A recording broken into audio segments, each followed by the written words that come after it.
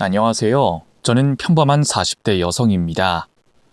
제가 나고 자란 고향에서 공무원으로 일하고 있고요.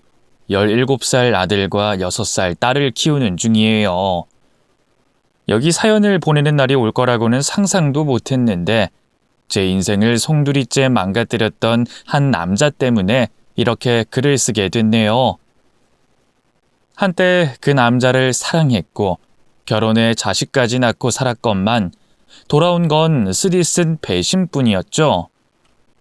믿었던 사람에게 뒤통수 맞아본 분들은 아실 거예요. 그게 얼마나 아프고 끔찍한 일인지. 전 이겨냈고 마냥 당하지 않고 시원하게 복수도 해줬지만 그렇지 않은 분들도 계시겠죠. 부디 제 사연을 듣고 조금이나마 위로받으셨으면 좋겠습니다.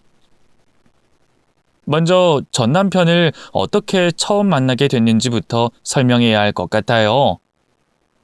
당시 저는 시내 작은 레스토랑에서 매니저로 일하고 있었는데요. 결혼까지 생각했던 남자친구와 헤어진 후 힘든 시간을 보내고 있었죠. 그때 제 나이가 30이었는데요. 앞자리는 이미 3으로 바뀌었는데 변변한 직업도 없지. 사랑하던 남자와는 헤어졌지. 참 힘들더라고요. 주변 친구들은 직장에서 그럴듯한 직함 하나는 달고 있거나 옛 저녁에 결혼해 자기만의 가정을 꾸리고 잘 살고 있는데 저만 뒤처진 기분에 초조하고 비참했죠. 자연스레 일도 잘 되지 않았어요. 어쨌든 먹고 살아야 하니 매일 출근은 했지만 손님들 앞에서 웃는 얼굴로 서비스를 하는 게 너무 괴로웠습니다. 그러던 어느 날이었어요. 같이 일하던 동료가 실연당한 채 죽쓰고 있는 제가 안타까웠는지 소개팅을 해주겠다고 하더군요. 평소 그런 인위적인 만남은 꺼려하던 저였지만 뭔가 인생에 전환점이 필요한 것 같다는 생각이 들더라고요. 그래서 한번 해보겠다면서 덥석 그 제안을 받아들였죠. 그런데 약속 장소였던 카페에서 막상 그 소개팅 상대를 만나니 괜히 나왔다는 후회가 들더라고요.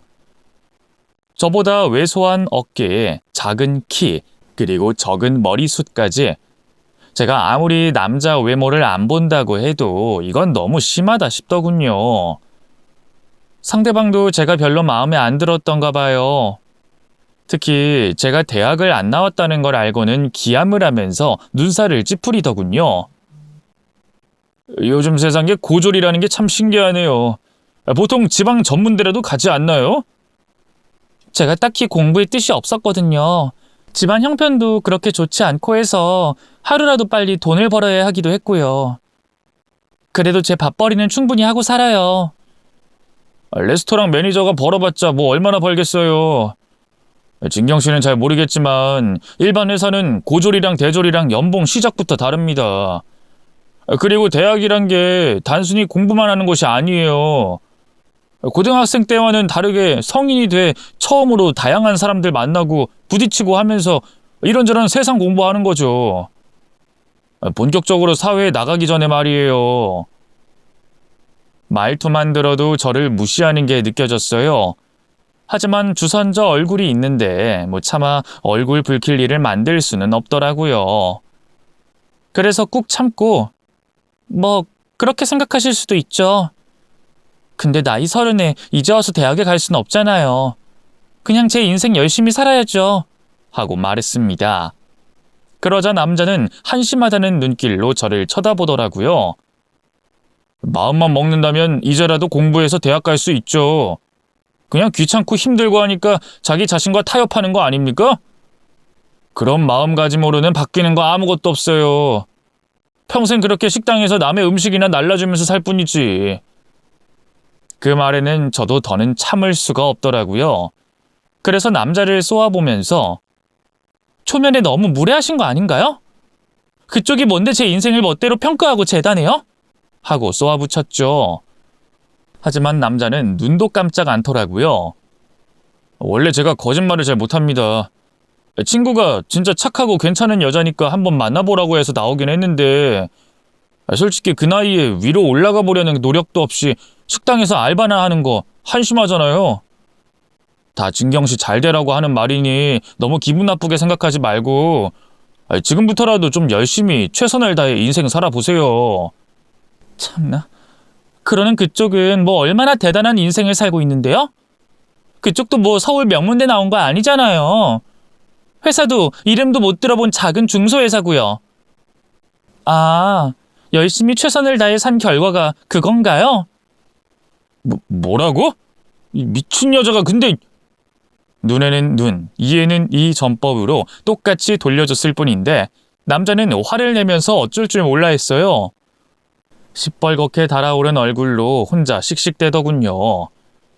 전 그런 남자를 무시하고 자리에서 벌떡 일어섰습니다. 아무래도 저희는 인연이 아닌 것 같네요. 그쪽 충고 받아들여서 저도 열심히 최선을 다해서 살 테니까 그쪽도 좀 더 노력해 보세요. 노력한 인생이 고작 중소회사 대리라면 너무 비참하잖아요? 야, 너 지금 말 다 했어? 니까짓 게 뭔데 날 무시해? 너 거기 안 서?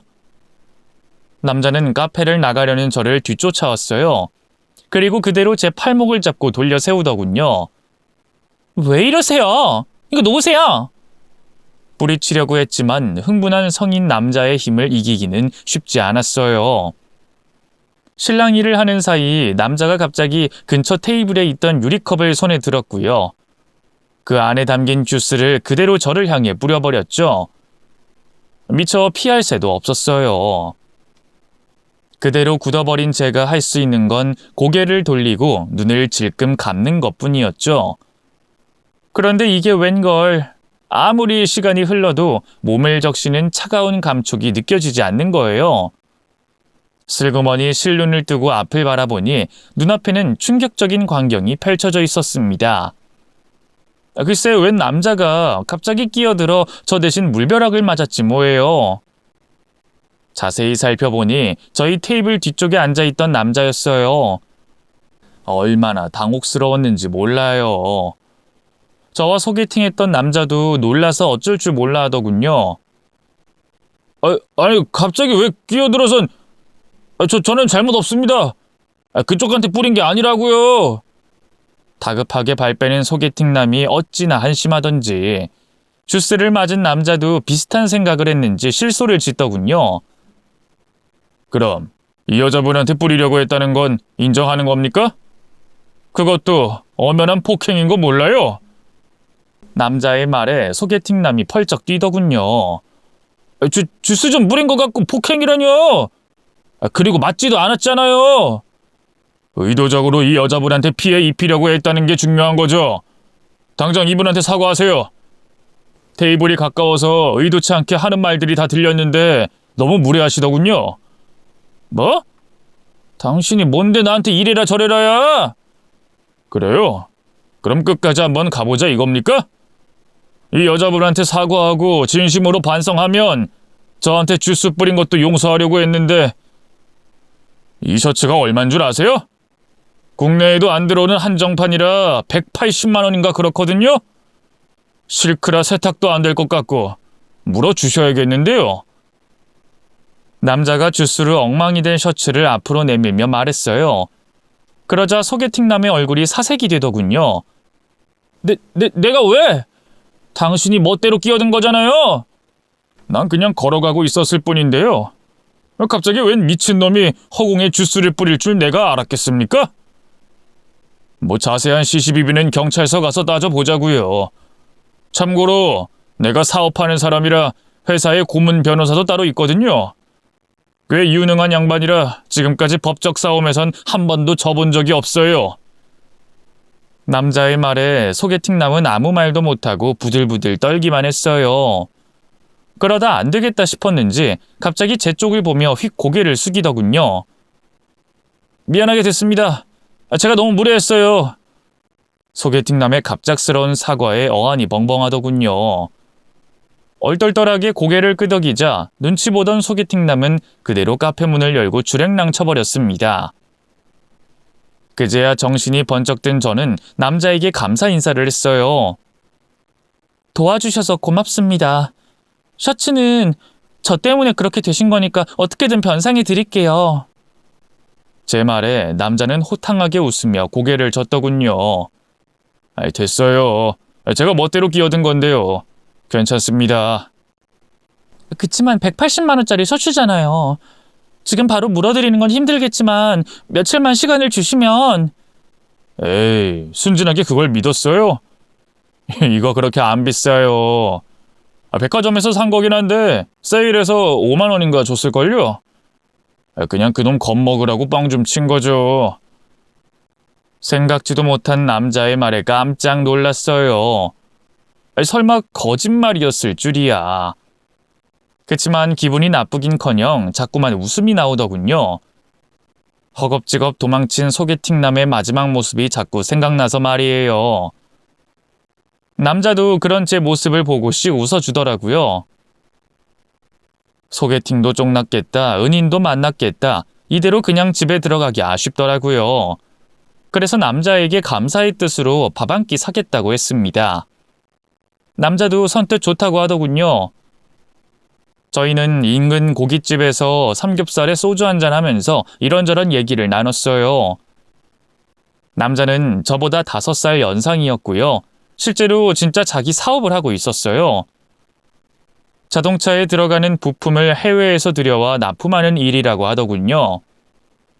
와, 그 나이에 사업이라니 멋있네요. 멋있긴요. 제가 평생 아버지 그림자에 가려져서 살았거든요. 그래서 제 힘으로 홀로서기 하고 싶어서 안 해본 일이 없는데 하는 족족 다 말아먹고 결국 아버지 회사 물려받은 거예요. 한심하죠? 있는 대로 허세를 부리던 소개팅남을 겪은 탓일까요? 아니면 술 기운 때문일까요? 솔직담백한 남자의 모습에 이상하게 가슴이 두근거렸어요. 이런 감정은 처음이었죠. 끝없이 이어지던 대화도 잦아들고 어느 순간부터 저희 사이에는 침묵이 찾아왔어요. 정신을 차렸을 땐 이미 그 남자와 깊은 입맞춤을 나누고 있었죠. 그렇게 저희는 그날 밤 함께 시간을 보냈고요. 그 남자는 제 소중한 연인이 됐답니다. 남자친구는 사업을 하는 사람답게 대범하고 카리스마가 넘쳤어요. 제가 직장 문제나 인간관계로 고민할 때도 본인의 경험과 리더십으로 이런저런 해답을 내려줬죠. 덕분에 저는 시간이 흐를수록 점점 남자친구에게 의지하게 됐고요. 자연스럽게 결혼도 꿈꾸게 됐습니다. 그건 혼기가 꽉 차다 못해 넘친 남자친구 역시 마찬가지였죠. 만난 지 3개월도 안 돼 제가 결혼하자고 조르기 시작했으니까요. 하지만 사람은 못해도 사계절은 만나봐야 한다는 말이 있잖아요. 일전에 사귀던 남자친구한테 뒤통수를 세게 맞은 경험이 있던 저는 이번 남자친구는 좀 더 시간을 갖고 오래 만나고 싶었어요. 하지만 세상사가 어디 사람 마음대로 되던가요. 생각지도 못한 일로 저는 결혼을 서두를 수밖에 없었는데요. 어느 날부턴가 몸이 너무 무겁고 속이 울렁거려 밥도 삼키기 힘들더라고요. 소화제를 먹어도 별 차도가 없기에 병원을 가니 산부인과로 연결해 주더군요. 맞아요. 임신이었어요. 이 사실을 안 남자친구는 뜰 듯이 기뻐했어요. 당장 양가 부모님께 인사드리고 날짜를 잡자고 하더군요. 저희 친정 부모님이야 문제될 게 없었어요. 혼기 꽉 찬 딸이 하루빨리 시집 가길 진심으로 바라셨으니까요.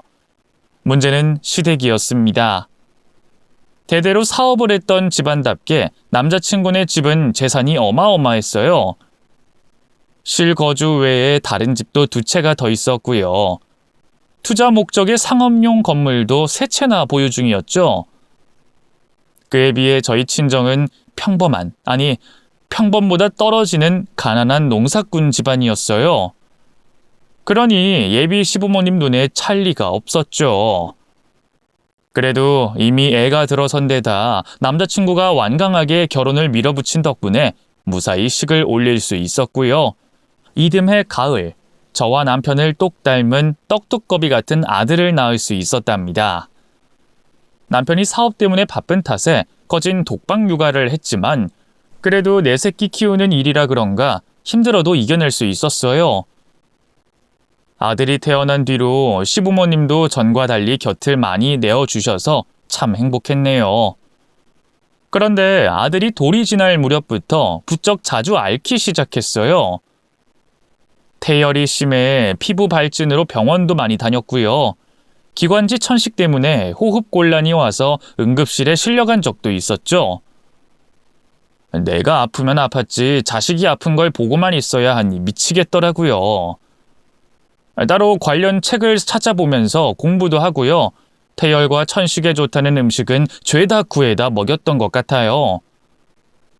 다행히 유치원 다닐 무렵부터 증세가 조금씩 나아지긴 했지만 그래도 불면 날아갈세라 쥐면 깨질세라 애지중지 키웠네요. 남편은 그런 저를 이해하지 못했어요.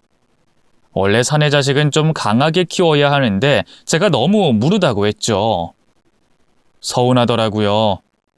남편은 일 때문에 바빠서 아들이 아플 때도 곁에 있던 적이 거의 없거든요.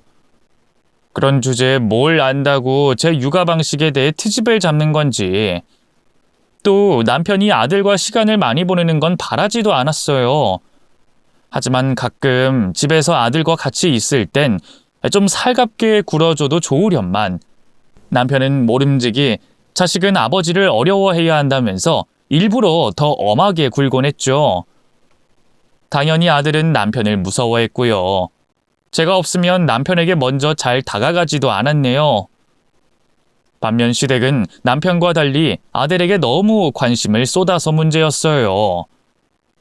아이 교육 문제는 엄마인 제가 어련히 알아서 할 텐데 감나라 배나라 참 말씀이 많으셨죠. 특히 시어머니는 허구한 날 찾아와 제게 조언을 가장한 잔소리를 쏟아부었어요. 예, 유치원은 아범 졸업한 사립으로 보내야 하는 거 알지? 모름지기 환경이 사람을 만드는 거야. 유치원 때부터 교우 관계며 학연을 잘 만들어 놔야 대학까지 엘리트 코스를 밟는 거라고. 어머님, 근데 민준이가 몸이 원체 약하잖아요. 그래서 숲속 유치원 같은 자연 친화적인 곳으로 보내면 어떨까 하는데 알아보니까 아이 정서 발달에도 그 편이 훨씬 좋다고 하더라고요. 뭐? 남들은 뱃속에 있을 때부터 영어 태교한다 뭘한다 난린데 얘가 지금 무슨 태평한 소리 하는 거야? 너 지금 감히 윤씨 집안 장손을 기껏 유치원 보내서 흑장난이나 시키겠다는 거냐? 그러다 뒤떨어져서 다른 애들 못 쫓아가면 네가 책임질 거야? 유치원 때부터 공부할 필요는 없다고 생각해요. 잘하는 애는 그냥 놔둬도 어련히 잘하겠죠. 예, 민준이가 아범피만 물려받았으면 내가 이런 걱정도 안 해.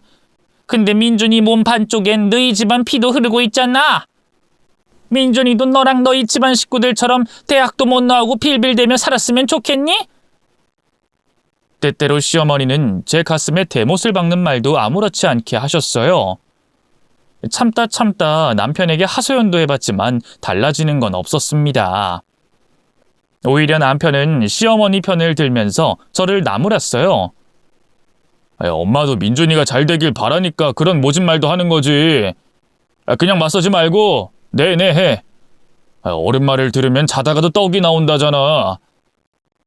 나 무시하는 거야 그렇다 쳐도 우리 친정 부모님까지 욕보이니까 그렇지. 당신이 조심 좀 해달라고 얘기라도 꺼내봐. 그럼 모자간에 싸움밖에 더 나? 당신 하는 일이 뭔데? 살림 잘하고 애 잘 키우고 나 내조하는 거 아니야? 안 그래도 요즘 경기 때문에 거래처 물량 줄어서 힘들어 죽겠는데 내가 집에 와서까지 스트레스 받아야겠어? 몰랐는데 남편은 지독한 회피 성향이었어요. 시어머니와 저 사이에서 본인이 힘들어질 것 같자 아예 고부간 갈등은 입에도 못 올리게 했고요. 제가 시어머니 때문에 힘든 일이 생길 때면 일을 핑계로 아예 집에 들어오지도 않았네요. 그래도 미우나 고우나 하나뿐인 내 남편이니 이해하려고 노력했어요. 본인도 오죽 힘들면 저럴까. 내가 더 잘해야지 스스로를 다독였죠. 그런데 남편은 그런 제 마음을 무참하게도 짓밟아 버렸습니다. 언젠가부터 남편이 조금 이상해지기 시작했어요. 말도 없이 외박하는 날이 늘어갔고요. 어쩌다 집에 오면 옷에서 낯선 화장품 냄새가 풍겼죠. 호텔 샴푸나 방향제 냄새와는 달랐어요. 분명히 여자의 분냄새였죠. 설마 하는 마음으로 남편이 잠든 새에 몰래 핸드폰부터 확인했어요. 제발 아니길 빌었건만 사진첩에 남편이 웬 낯선 여자와 찍은 사진이 여러 장 나오더군요. 볼을 맞댄 사진부터 그보다 더 진한 스킨십을 나눈 사진까지. 외면하고 싶었지만 남편이 바람을 피우는 건 너무 확실해 보였어요. 전 바로 남편을 깨워 핸드폰을 내밀었어요. 그리고 사진 속 이 여자는 대체 누구냐고 따졌죠. 그냥 친한 친구라고 딱 잡아떼던 남편은 제 계속된 추궁에 결국 잘못을 시인했습니다. 대학 동창인데 작년에 동창회에서 다시 만났다 술 먹고 그만 실수로. 당신 알기 전에 정리하려고 했어. 진짜야. 근데 걔가 못 헤어지겠다고 매달리는 바람에. 그래서 지금까지 계속 만났다는 거야? 그걸 지금 말이라고 해? 미안해 여보. 내가 죽을 죄를 졌어. 요즘 사업도 잘 안 풀리고 당신은 바가지만 긁고 그래서 내가 잠깐 미쳤었나 봐. 다시는 안 그럴게. 한 번만 봐주라. 응? 남편은 무릎까지 꿇고 싹싹 빌었어요. 하지만 그깟 알량한 사과로 무너진 믿음과 상처받은 제 마음이 어떻게 괜찮아지겠어요. 저는 고개를 가로저으며 다시 입을 열었습니다. 우리 이혼하자. 이 여자가 그렇게 좋으면 나 말고 이 여자랑 살아. 여보, 이혼이라니. 난 걔 안 좋아해. 내가 사랑하는 건 당신뿐이라고. 날 사랑한다면서 다른 기집애랑 붙어먹긴 왜 붙어먹어? 서로 실갱이하는 소리가 바깥에까지 새어나갔나 봐요. 갑자기 안방문이 열리면서 아들이 쏙 고개를 내밀었어요. 엄마, 안 자고 뭐해? 민준아, 미안해. 엄마 아빠가 시끄러워서 깼구나? 응. 아빠랑 뭐해? 싸워? 아니야, 싸우긴. 아니라고 잡아댔지만 심상치 않은 분위기를 읽은 걸까요? 아들이 제게 다가와 안겼어요. 유치원 선생님이 싸우지 말고 사이좋게 지내야 한댔어. 응, 엄마 아빠 안 싸운다니까. 갑작스러운 아들의 등장이 기회라고 여긴 걸까요? 남편은 갑자기 저와 아들을 억지로 침대에 눕히고 자기도 그 옆에 누웠어요. 그리고 아들을 토닥이기 시작했죠. 엄마 아빠가 얼마나 사이가 좋은데. 평생 민준이 옆에서 사이좋게 지낼 거니까 걱정하지 마. 알았지? 자, 이제 자자 민준이. 오늘은 아빠가 재워줄게. 늘 자기한테 엄하던 아빠가 다정하게 대해주자 아들의 얼굴에 화색이 돌았어요. 아들은 신난 얼굴로 제 아빠 품에 파고들어 어리광을 부리더군요. 그런 부자의 모습을 보고 있자니 가슴이 송곳으로 찔린 것처럼 따끔거렸어요. 그래, 민준이한텐 아직 아빠가 필요해. 앞으로 이 인간한텐 남편으로서 아무것도 기대하지 말고 그냥 애 아빠라고만 여기자. 그렇게 스스로 마음을 다잡았죠. 결국 저는 남편의 바람을 용서해줬고요. 다시는 다른 여자에게 눈 돌리지 않겠다는 약속을 받아냈답니다. 하지만 원래 처음이 어렵지 두 번째부턴 쉽다고 하잖아요. 남편은 그 뒤로도 비서, 거래처 직원, 길거리에서 헌팅한 여자 등 다양한 상간녀들과 놀아났어요. 나중엔 시부모님도 이 사실을 알게 되셨죠. 시어머니는 아들을 나무라긴커녕 오히려 저를 탓하시더군요. 오죽 여자가 못났으면 남자가 밖으로 돌겠어? 아범이 이제야 눈에 뭐가 씌었던 게 벗겨졌나 보다. 그게 진작 결혼 전에 벗겨졌어야 하는데 뭐 어쩌겠니? 한번 돌아선 사내 마음 되돌리는 거야 네 몫이지. 그러긴 누가 오르지도 못할 나무 임신으로 발목 잡아서 오르래? 다 네 업보야 업보.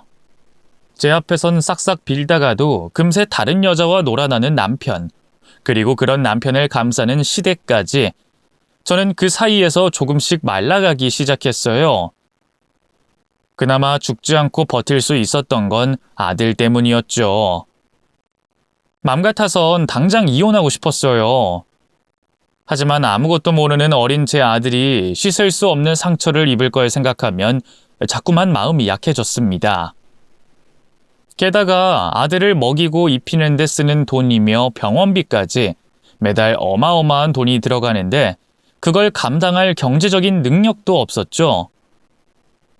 제가 뭐 대단한 재주가 있는 것도 아니고 집에서 살림이나 하는 경력 단절된 주부에 불과했으니까요.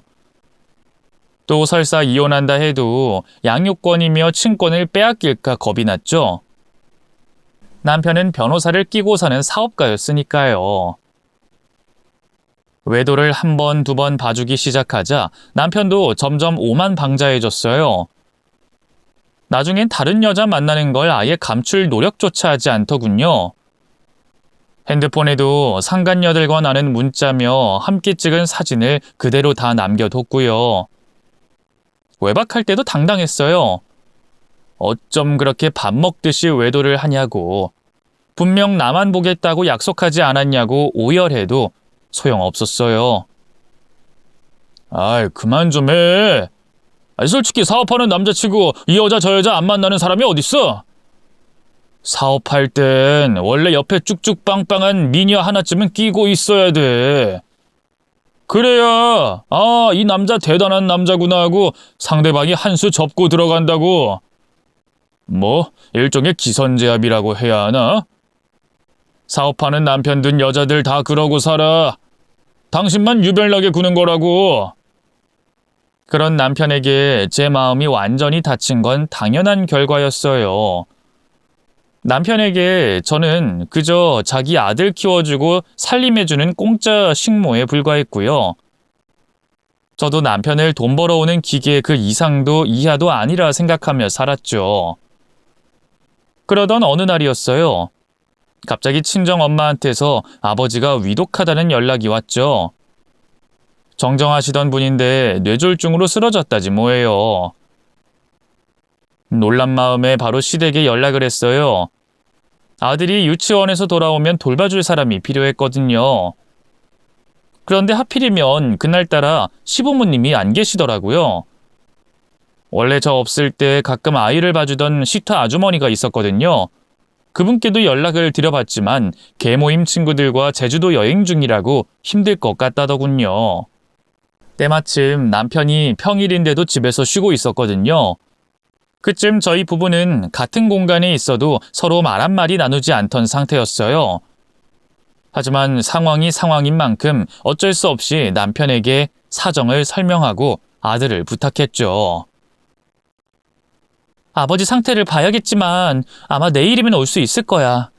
그때까지만 민준이 부탁할게. 오면 밥 먹이고 씻기고 재우면 돼. 알림장 보고 필요한 거 있으면 챙겨서 내일 유치원 보내면 되고. 남편으로서의 당신은 최악이지만 그래도 민준이 아빠잖아. 이 정도는 해줄 수 있지? 당신은 사람을 뭘로 보고 장인어른이 위중하다는데 내가 집에서 애 하나 못 보고 있을까 봐? 걱정하지 말고 얼른 다녀와. 다행히 남편도 자기만 믿으라면서 얼른 다녀오라 하더군요. 그 모습에 한시름 놓고 바로 친정으로 달려갔죠. 다행히 제가 병원에 도착했을 때 친정아버지는 위험한 고비를 넘긴 상태였어요. 빠르게 응급처치를 해서 혈관도 다 살렸고 별다른 후유증도 없을 거라고 하더군요. 정말 얼마나 안심했는지 몰라요. 오랜만에 만난 부모님 곁에 좀 더 있고 싶었지만 집에 두고 온 아들이 걸려 결국 다음날 일찍 다시 집으로 향했습니다. 집에 도착해 번호키를 누르고 안으로 들어선 저는 깜짝 놀라고 말았습니다. 글쎄 이 한여름에 집안이 시베리아처럼 춥지 뭐예요. 황급히 거실로 들어가 보니 에어컨이 도대체 언제부터 켜져 있던 건지 이 추위에도 아랑곳 않고 쌩쌩 돌아가고 있더군요. 아니 이 인간은 나갈 때 에어컨을 껐어야지. 저는 서랍장 위에 있던 리모컨으로 얼른 에어컨부터 껐어요. 그리고 들고 있던 가방을 내려놓다 그대로 굳어버리고 말았습니다. 아이 방에서 숨 넘어가는 기침 소리가 들려오고 있었어요. 분명 유치원에 있어야 할 아들의 기침 소리였죠. 곧장 아이 방으로 달려간 저는 눈앞에 펼쳐진 끔찍한 광경에 경악하고 말았습니다. 아들 방에도 에어컨이 풀가동 중이었어요. 얼마나 추웠으면 아들이 이불을 끌어안고 오들오들 떨면서 잠들어 있더군요. 얼굴이 하얗게 질린 게 잠들어 있는 건지 기절한 건지 전 아들을 마구 깨웠어요. 그러자 아들이 다시 발작처럼 기침을 쏟아내더군요. 놀란 저는 바로 119를 불렀고요. 바로 출동한 구급대원들과 함께 병원으로 향했습니다. 진단 결과 폐렴이라고 하더군요. 의사는 아니 도대체 이 한여름에 에어컨을 얼마나 틀어댔으면 폐렴에 걸립니까? 이 애는 선천적으로 기관지가 약해서 더 조심했어야 한다는 거 몰라요? 까딱했다간 큰일 날 수도 있었습니다. 하고 저를 나무랐어요. 저는 의사 앞에 죄인처럼 고개를 조아릴 수밖에 없었죠. 아들은 폐렴이 나을 때까지 당분간 병원 신세를 져야 했어요. 그래도 응급실에서 일반 병실로 옮기고 나니 놀랐던 마음이 조금씩 가라앉더군요. 하얗게 질린 얼굴로 잠들어 있는 아들의 얼굴을 보니 새삼 남편에 대한 사리가 끓어올랐죠. 저는 복도로 나와 남편에게 전화를 걸었어요. 계속 받지 않길래 끊었다 다시 걸기를 몇 번이나 반복했을까요? 마침내 남편이 전화를 받더군요. 여보세요? 당신 집에 왔어? 도대체 민준이한테 무슨 짓 한 거야? 전 바로 남편에게 악을 썼어요. 놀란 남편이 무슨 일이냐고 묻더군요. 전 민준이가 에어컨 때문에 폐렴에 걸려 입원 중이라는 사실을 설명했죠. 고작 하룻밤이었잖아. 그 짧은 시간 애 옆에 있어달라는 게 그렇게 어려운 부탁이었어? 도대체 애 혼자 남겨두고 또 어딜 갔던 거야? 아니, 난 그냥... 남편이 우물쭈물대며 미처 말을 잇지 못할 때였어요. 갑자기 웬 여자가 오빠 뭐해? 하고 부르는 소리가 들리더니만 전화기를 낚아챘는지 제게 말을 걸더군요.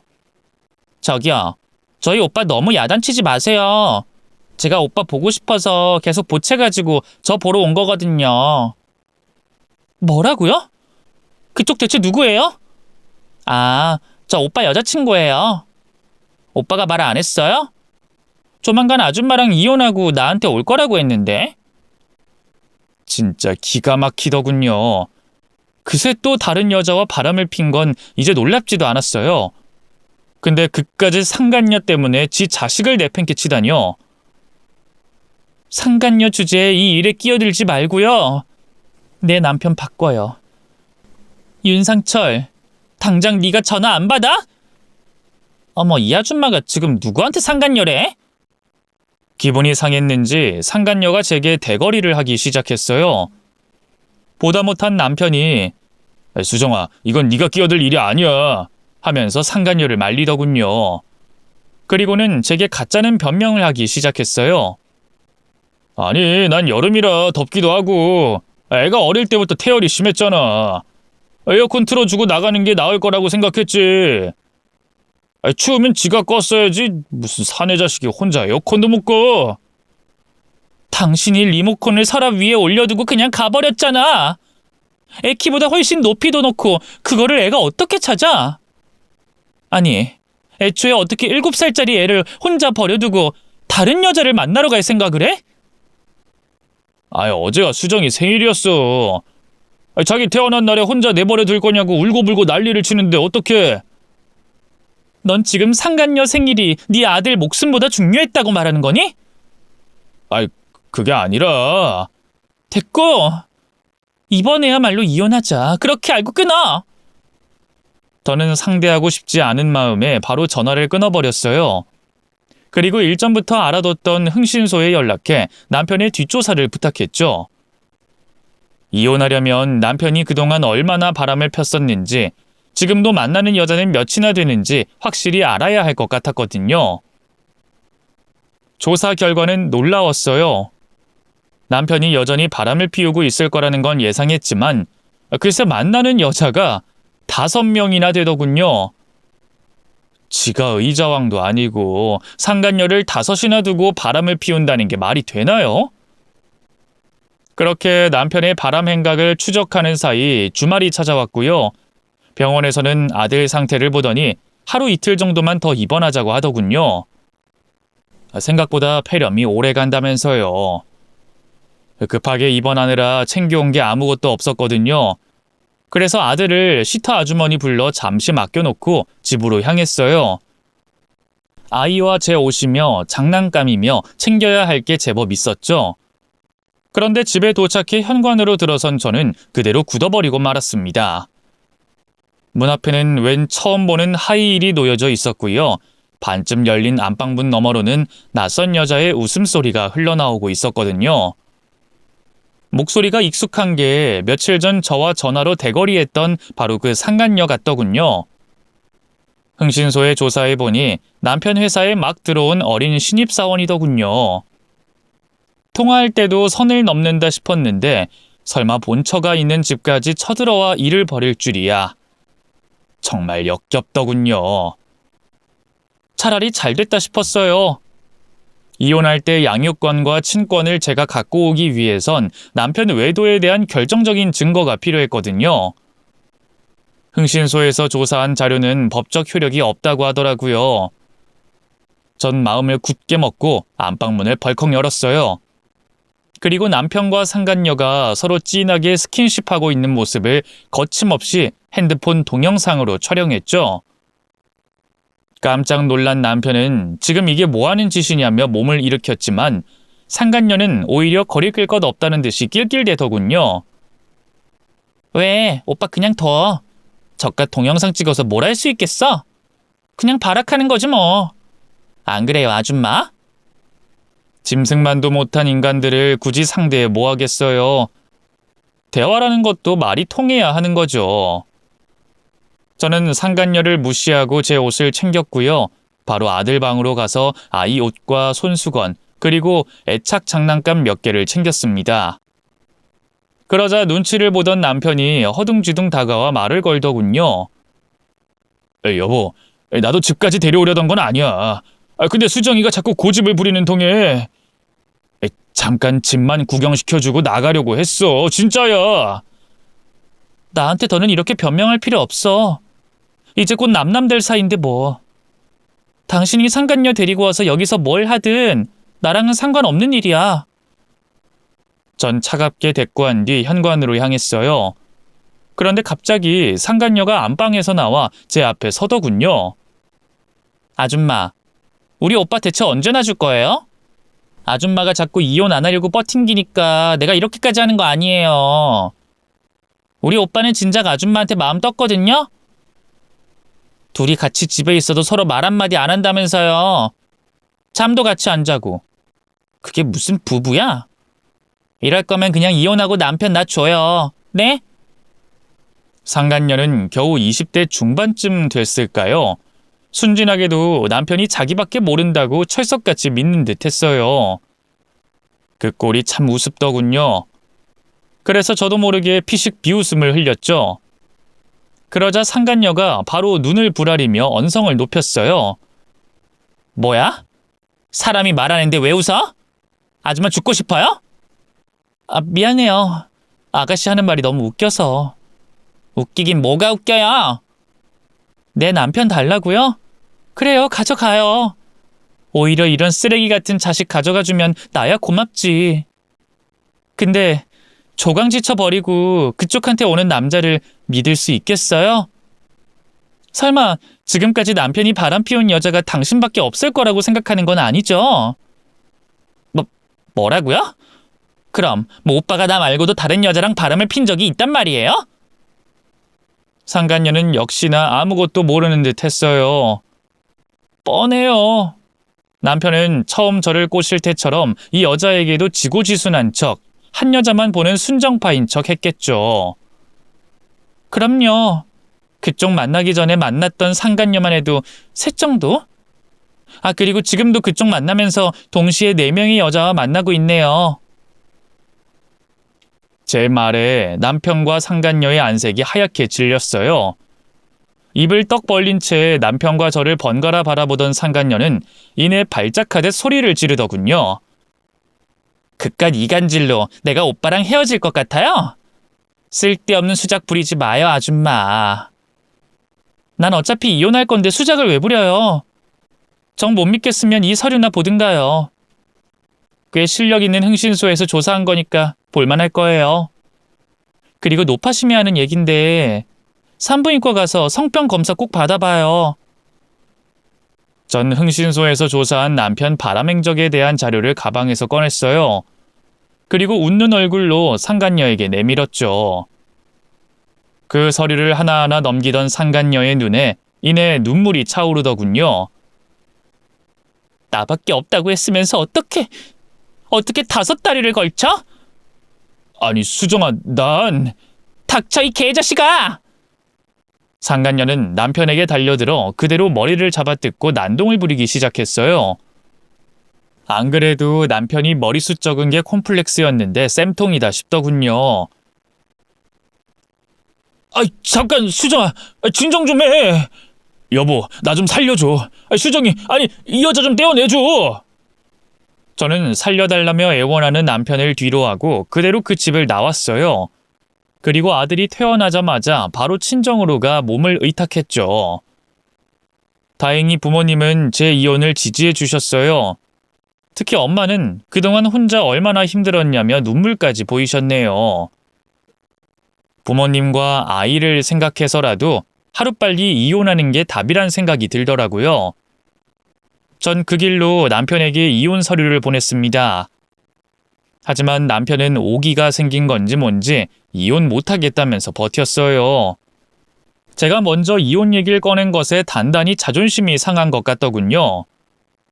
하루는 술 먹고 친정으로 찾아와 저를 불러내 막말을 퍼붓기까지 했어요. 이혼?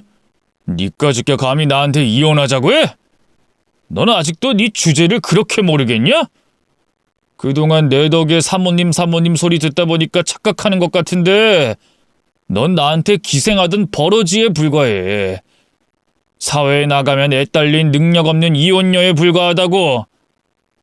기술도 뭣도 아무것도 없으면서 뭐 해먹고 살 건데? 애랑 둘이 손가락만 빨다가 굶어 죽지. 돈도 없는 너희 친정이 뭐 도움이나 줄 수 있을 것 같아? 남편의 말은 잔인하지만 사실이었어요. 제가 아무 말도 못하자 남편은 더욱 득이양양해져서 목소리를 높이더군요. 내가 주는 돈 없으면 네가 고급 아파트에서 편하게 호의호식할 수 있을 것 같아? 그러니까 좋은 말로 할 때 내 앞에서 납작 엎드리기나 해. 막말로 내가 자꾸 다른 기집애들한테 눈 돌아가는 이유도 너 때문 아니야. 네가 계속 외모 관리하고 내조 잘했어 봐.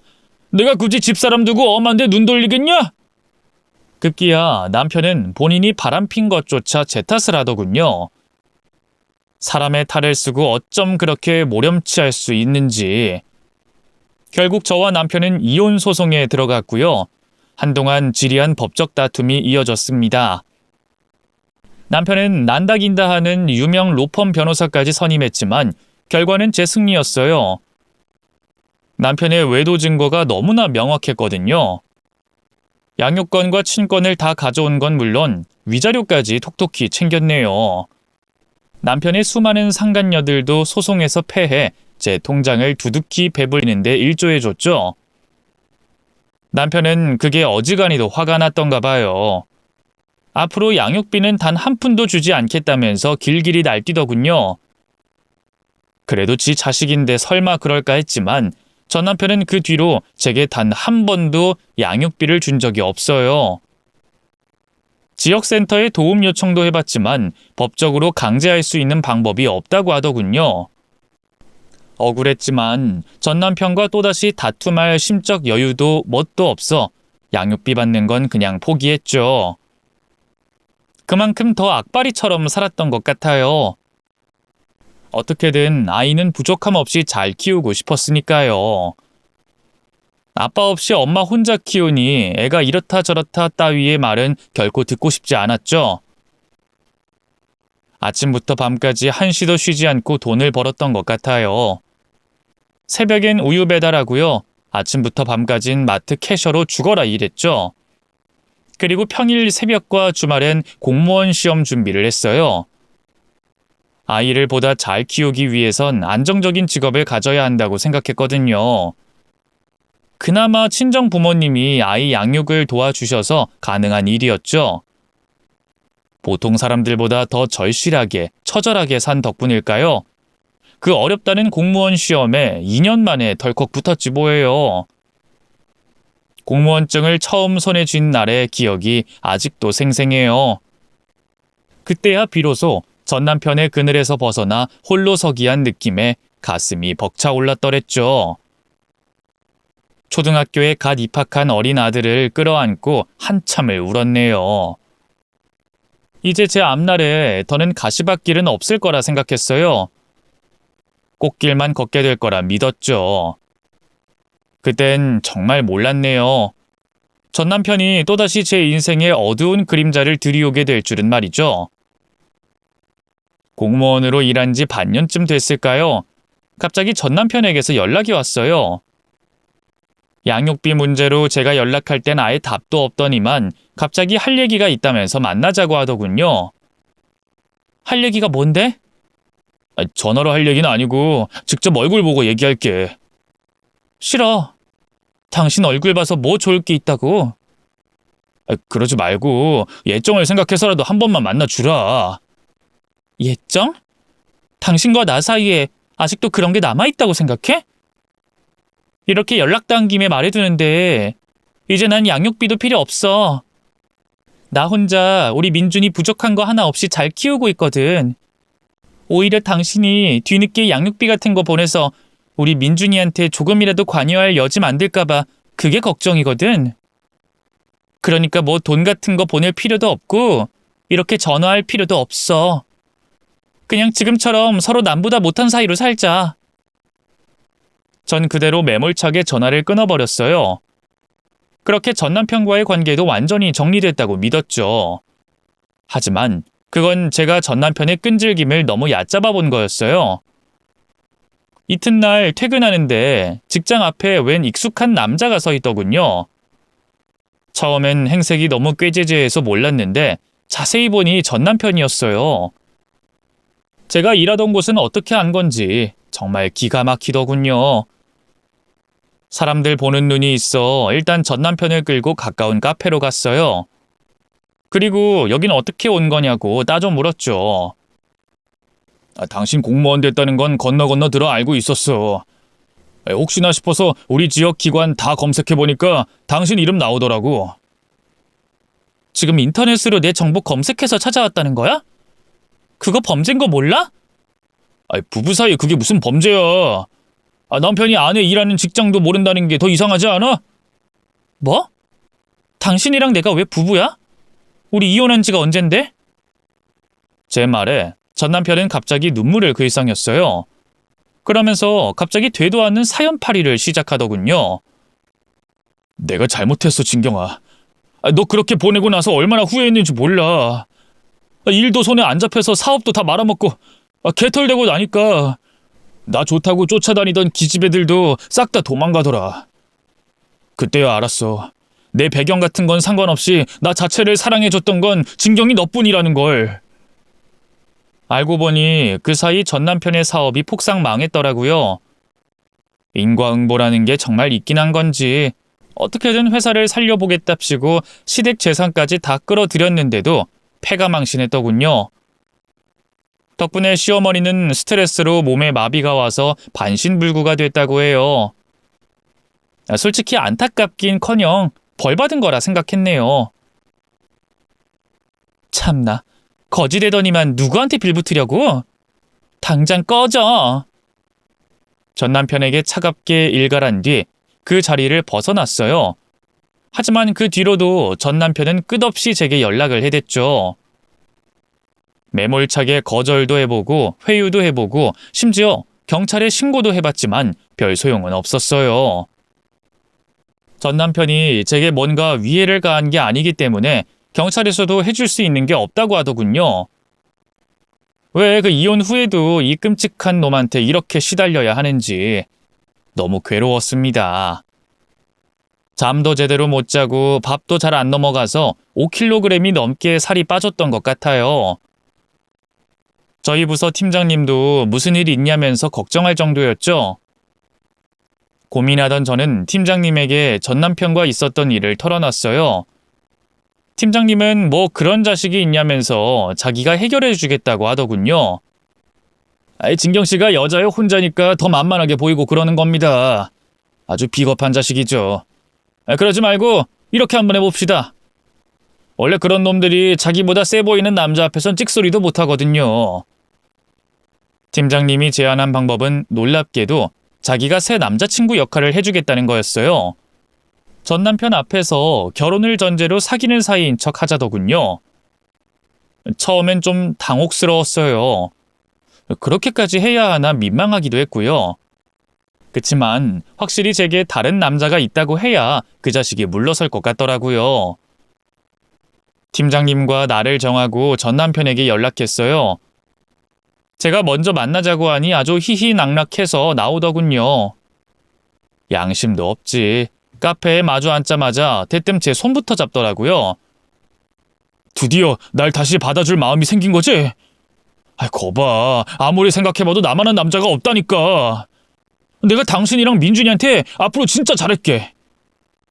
전 아무 말도 안 했는데 혼자 김칫국을 얼마나 많이 들이키던지. 더는 봐줄 수가 없어 전 남편의 손을 매몰차게 뿌리친 뒤 전화로 바로 팀장님을 호출했습니다. 그러자 밖에서 기다리고 있던 팀장님이 들어와 제 옆에 앉았죠. 인사해. 내가 요즘 만나고 있는 사람이야. 원래 결혼 전까진 비밀로 하려고 했는데 당신이 말로 해선 도무지 못 알아듣는 것 같아서 데려왔어. 제 소개에 팀장님이 천연덕스럽게 입을 열었어요. 안녕하세요. 박진호라고 합니다. 말씀 많이 들었습니다. 전 남편은 제 팀장님을 보자마자 넋이 나가버렸어요. 팀장님과 저를 번갈아 바라보다 간신히 더듬더듬 입을 열더군요. 이게 대체 무슨... 너 도대체 언제 나 모르게 다른 남자를 만나고 있었던 거야? 반년 정도 됐어. 내가 누굴 만나는지 당신한테 일일이 보고할 의무는 없잖아. 우린 이미 남남인데. 그걸 말이라고 해? 난 그것도 모르고 네가 다시 나한테 돌아와 줄 줄 알고 어떻게 이렇게 내 마음을 짓밟을 수가 있냐? 억울하다는 듯 언성을 높이는 전 남편을 보고 있자니 참 기가 막히더군요. 당신 뭔가 오해하나 본데. 우린 이미 이혼했고 난 당신이랑 다시 합칠 마음 없다고. 더는 내 앞에 나타나지 말아달라고 누누이 얘기했어. 근데 그걸 무시한 건 당신이라고. 그리고 막말로 바람은 당신이 폈지 내가 폈어? 허구한 날 다른 여자들이랑 외도하는 게 취미였으면서 사업 망하고 별 볼 일 없어지니까 이제 와서 나한테 매달리는 거잖아. 내가 그렇게 우스워? 나는 야, 뭐 남자랑 여자랑 같냐? 넌 애까지 달린 여자가 이혼한 지 얼마나 됐다고 벌써 다른 남자를 만나? 민준이가 얼마나 혼란스러워할지 생각해봤어? 적반하장도 유분수지. 감히 제 아들을 운운하며 뭐라고 하는 걸 보니 머리가 뜨거워지더군요. 네가 감히 민준이를 입에 올릴 자격이 있어? 민준이가 너 때문에 폐렴으로 응급실에 실려갔는데도 상간녀랑 붙어먹고 있던 자식이? 그 얘긴 또 왜 꺼내고 그래? 말로 싸워봤자 자기가 불리하다는 걸 깨달은 걸까요? 전 남편은 벌떡 일어나더니 제게 위협적으로 고함을 질렀습니다. 그러자 그때까지 잠자코 있던 팀장님이 똑같이 벌떡 일어나 남편을 매섭게 노려보더군요. 언성 낮추세요. 감히 누구한테 목소리 높입니까? 진경 씨가 옛날에야 당신 여자였지 지금은 제 여자입니다. 함부로 굴면 저도 더는 가만히 있지 않겠어요. 팀장님이 대학교 때까지 농구를 했었거든요. 그래서 키가 180 후반에 덩치도 엄청 큰 편이에요. 그런 남자가 자기를 향해 매섭게 눈을 부라리니 겁이 났던가 보죠. 전 남편은 바로 꼬리를 말고 깨갱하더군요. 아니, 제가 뭘 했다고... 그저 전 진경이가 이혼한 지 얼마 안 돼서 바로 다른 남자를 만난 게 속상해서... 속상해도 그 감정은 혼자 알아서 푸셔야죠. 진경 씨가 당신처럼 결혼 생활 중에 외도를 한 것도 아닌데 왜 난립니까? 좋은 말로 할 때 이만 돌아가시고 다신 연락하지 마세요. 저희 조만간 날 잡고 식 올릴 건데 이런 식으로 전 남편이 계속 곁을 맴도는 거 거슬립니다. 한 번만 더 진경 씨한테 연락하면 그땐 저도 그쪽한테 무슨 짓 할지 모르겠네요. 팀장님의 협박 아닌 협박에 전 남편의 안색이 새파랗게 질렸어요. 제대로 대거리 한번 못 해보고 그대로 허둥지둥 도망가더군요. 남자가 어쩜 그렇게 찌질할 수 있는지 제 얼굴이 다 뜨거워지더라고요. 어쨌든 그 뒤로 전 남편은 다시 저를 찾아오진 않았어요. 그제야 저는 이혼 후 완전한 평화를 되찾을 수 있었죠. 현재 저는 누구보다 잘 살고 있어요. 아들은 어느덧 고등학생이 됐고요. 어릴 때 잔병치레했던 게 거짓말인 것처럼 너무 건강하답니다. 뭐 보약이다 뭐다 몸에 좋다는 건 다 구해다 먹였더니 이젠 너무 건강해서 탈이랄까요? 체력이 어찌나 좋은지 학교, 학원, 과외 뺑뺑이를 돌고도 친구들과 놀기 바쁘네요. 공부를 조금만 더 열심히 했으면 좋겠지만 뭐 지금처럼 건강하기만 하면 됐지. 뭐 그것까진 욕심이라고 생각해요. 그리고 공개적인 장소에서 이런 말씀 드리는 게 좀 부끄럽기도 한데 좋은 남자를 만나 재혼도 했답니다. 상대는 여러분도 다 아시는 분이에요. 눈치들 채셨을까요? 바로 전 남편의 집착에서 저를 구해줬던 같은 부서 팀장님이랍니다. 몰랐는데 팀장님도 저처럼 한번 결혼에 실패한 아픔이 있더라고요. 전 남편과의 일을 계기로 친해져서 자주 술도 먹고 속 깊은 얘기도 나누다 보니 자연스레 서로 이성적인 호감이 생기더군요. 결국 팀장님의 적극적인 대쉬로 저희는 몇 년 전 부부 사이가 됐고요. 예쁜 늦둥이 딸도 하나 낳았답니다. 이제 6살인데 얼마나 사랑둥이인지 남편은 물론 시댁 식구들의 사랑을 독차지하고 있어요. 퇴근하고 남편, 그리고 아이들과 식탁에 둘러앉아 도란도란 저녁을 먹을 때면 그렇게 좋을 수가 없답니다. 행복이 뭐 별건가요? 사랑하는 내 사람들과 함께 건강하게 살면 그게 바로 행복이죠. 긴 얘기 들어주셔서 감사합니다. 모두 건강하세요.